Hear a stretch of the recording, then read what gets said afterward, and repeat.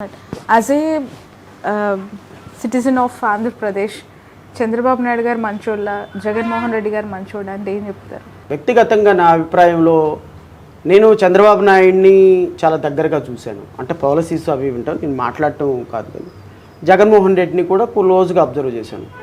జగన్మోహన్ రెడ్డి ఏంటి అంటే నమ్ముకున్న వాళ్ళు ఎలాంటి వర్స్ట్ యాటిట్యూడ్ అయినా సరే వాళ్ళని ఒక్కసారి జగన్మోహన్ రెడ్డి నమ్మాడు అంటే వాళ్ళని ఎప్పటికీ వదలడం. ఎంత దూరం వెళ్ళే వాళ్ళ కోసం హెల్ప్ చేస్తాడు, హెల్ప్ చేసిన వాళ్ళకి మళ్ళీ హెల్ప్ చేస్తాడు. చంద్రబాబు నాయుడు గారు ఏంటంటే వాడుకొని వదిలేయటంలో ఆయన గిన్నిస్ బుక్ ఎక్కాడు. సో ట్రస్ట్ వ్యక్తి కాదు ఆయన. ఆయన మనుషుల్ని నమ్మడు. ఆయనకి లుక్రేటివ్ అంటారు ఇంగ్లీష్లో ఒక పదం, లుక్రేటివ్ మైండ్. ఆల్వేస్ ఒక మాట మాట్లాడాడు అంటే తనతో నాకు ఎంత లాభం ఉంటుంది, సో ఇతనితో నేను పక్కన కూర్చోబెట్టుకున్నంటే తనతో నాకు లాభం ఎంత ఉంది. సో ఒక్కసారి అతనితో కనుక అవసరం తీరిన తర్వాత వాడుకొని వదిలేయటంలో చంద్రబాబు నాయుడు చాలా అందవేశం చెయ్యి. సో నేనేమనుకుంటానంటే వ్యక్తిగతంగా చంద్రబాబు నాయుడు కంటే ఒక పాయింట్ రాజశేఖర్ రెడ్డి, జగన్మోహన్ రెడ్డి వ్యక్తిగతంగా వాళ్ళని ప్రేమించే వ్యక్తులకి చాలా హెల్ప్ చేస్తారు. యాజ్ ఫార్ యాజ్ అడ్మినిస్ట్రేషన్లోకి వచ్చేటప్పటికి ఖచ్చితంగా చంద్రబాబు నాయుడుకి నేను మార్కులు వేయాల్సి. ఆయన అడ్మినిస్ట్రేటర్. వ్యక్తిగతంగా నాకు ఆయన అడ్మినిస్ట్రేషన్ చాలా ఇష్టం. నేను చదువుకున్న రోజుల నుంచి కూడా ఆయన్ని అబ్జర్వ్ చేస్తూ ఉండేవాడిని. Jaganmohan Reddy is not an administrator. Jaganmohan Reddy is very poor administrator. అసలు ఆయనకి డెమోక్రసీ అంటే నమ్మకం లేదు, పరిపాలన మీద ఒక అవగాహన లేదు, సిస్టమ్స్ పట్ల రెస్పెక్ట్ లేదు. చంద్రబాబు నాయుడుకి ఏంటంటే సిస్టమ్స్ పట్ల కొంత భయం ఉంది, అడ్మినిస్ట్రేషన్ పట్ల కొంత పట్టు ఉంది, ఒక అంశాన్ని ఆలోచించి చేస్తాడు. కానీ పర్సనల్ కన్సిడరేషన్స్ చాలా ఎక్కువ ఉంటాయి. ఇప్పుడు అమరావతి రాజధాని చేశాడు అనుకోండి, ఇక్కడ 1,00,000 కోట్ల రూపాయలు బిజినెస్ జరిగితే తనకు అందులో ఒక 30-40 వేల కోట్ల రూపాయలు ప్రాఫిట్ రావాలి. తన వర్గాలకైనా రావాలి, తనకైనా రావాలి. సో ఇంటర్నల్ కన్సిడరేషన్స్ చాలా హై స్టేక్లో ఉంటాయి. జగన్మోహన్ రెడ్డికి అసలు ఏ కన్సిడరేషన్ ఉండదు. అది డెవలప్ చేయడు, ఏమి చేయడు. ఆయన అనుకున్న ఎజెండానే ఆయన ఇంప్లిమెంట్ చేస్తాడు. అది డిస్ట్రక్షన్ అయిపోయిన పర్లే. అంటే నేను ఎలా చెప్పాలి అంటే మగధీర సినిమాలో నాకు దక్కనది ఎవరికి దక్కడానికి వీల్లేదు అని విలన్ అంటాడు చూసారా, అది జగన్మోహన్ రెడ్డి పాలసీ. చంద్రబాబు నాయుడు ఏంటంటే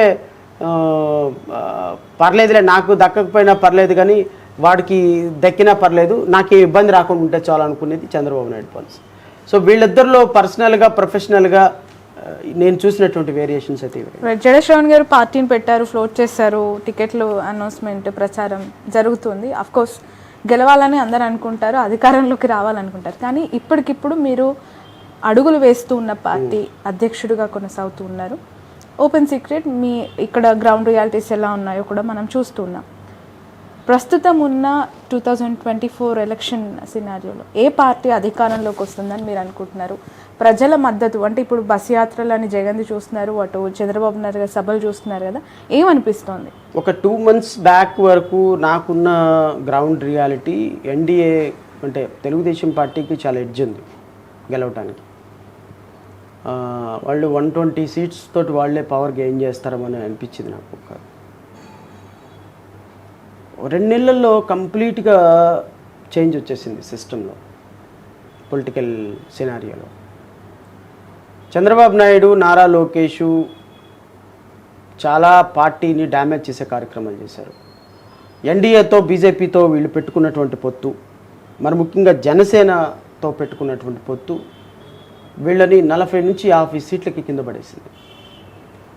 అంటే వీళ్ళ మధ్య కోఆర్డినేషన్ లేకపోవటం, జనాల్లో ఓట్లు ట్రాన్స్ఫర్ అవ్వటానికి అవకాశం కనిపించటంలా.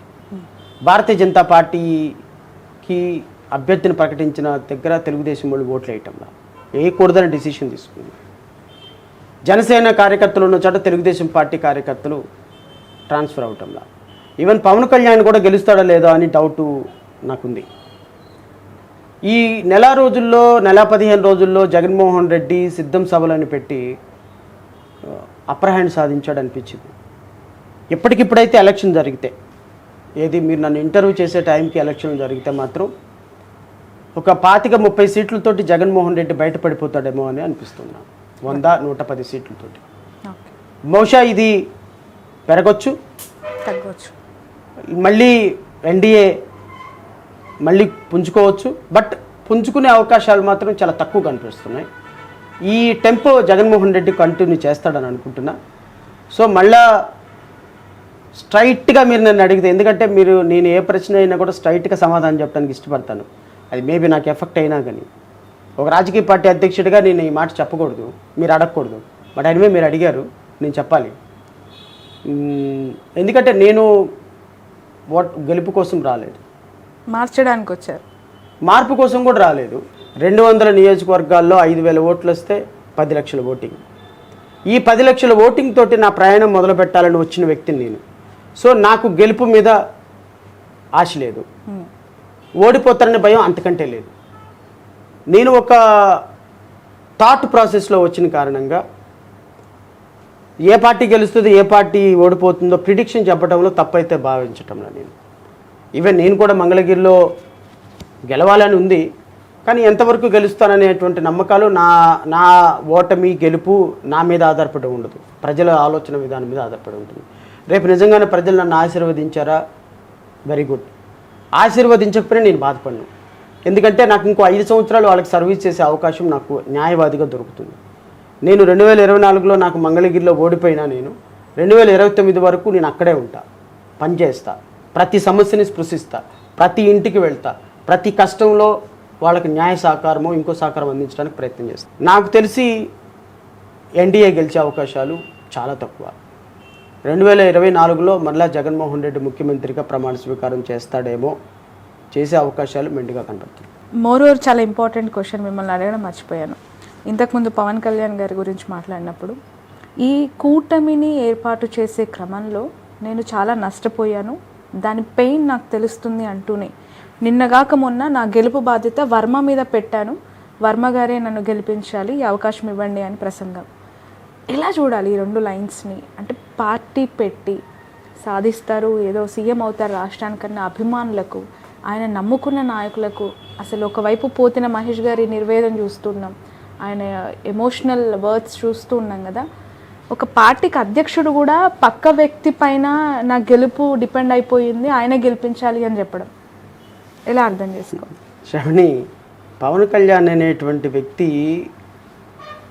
మాటలు వింటుంటే నాకు నవ్వాలో ఏడవాలో అర్థం కాదు. ఇప్పుడు నేను నా లైఫ్లో నేను ఎప్పుడు కూడా 1 కోటి రూపాయలు ఒకే అమౌంట్ నేను చూడలే, ఒక చోట పెట్టింది 50 lakhs కూడా చూస్తుండే నేను. పవన్ కళ్యాణ్ ఒక నెలకి ఒక సినిమాకి 400-500 కోట్లు సంపాదించేటువంటి వ్యక్తి, ఒక స్టార్గా మంచి ఫ్యాన్ ఫాలోయింగ్ ఉన్నటువంటి వ్యక్తి ఆంధ్రప్రదేశ్ రాష్ట్రంలో. ఒక సాధారణమైన న్యాయవాదిగా ఉన్న నేనే ఆలోచించి మాట్లాడతా. ఎందుకంటే సంవత్సరం క్రితం నేను ఏం మాట్లాడాను, ఈరోజు ఏం మాట్లాడుతున్నాను, ఇంతకుముందు ఇంటర్వ్యూలో ఏం మాట్లాడుతున్నాను అనేది కంపేర్ చేసుకుంటూ ఉంటా. పవన్ కళ్యాణ్ అనేటువంటి వ్యక్తిలో నేను బాధపడేదో లేకపోతే ఆయన అన్ఫార్చునేట్ అని ఫీల్ అయ్యేది ఏంటంటే 10 నిమిషాల క్రితం మాట్లాడిన